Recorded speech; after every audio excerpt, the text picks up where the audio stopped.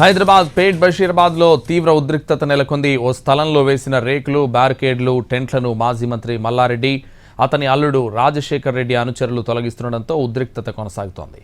Court వివాదంలో ఉన్న ఈ స్థలాన్ని రేకులు, షెడ్లు, టెంట్లు వేసి కొందరు ఆక్రమించుకుంటున్నారని మాజీ మంత్రి మల్లారెడ్డి, రాజశేఖర్ రెడ్డి ఆరోపిస్తున్నారు.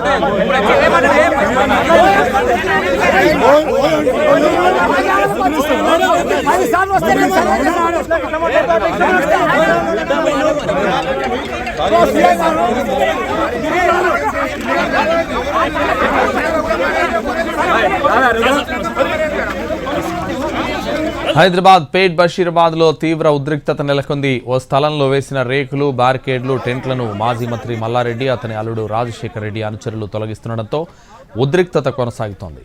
కోర్టు వివాదంలో ఉన్న ఈ స్థలాన్ని రేకులు, షెడ్లు, టెంట్లు వేసి కొందరు ఆక్రమించుకుంటున్నారని మాజీ మంత్రి మల్లారెడ్డి, రాజశేఖర్ రెడ్డి ఆరోపిస్తున్నారు.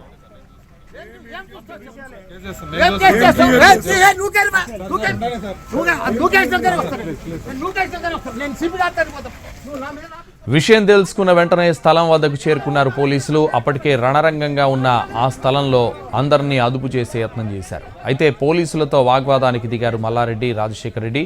దీంతో పరిస్థితి ఉద్రిక్తంగా మారింది.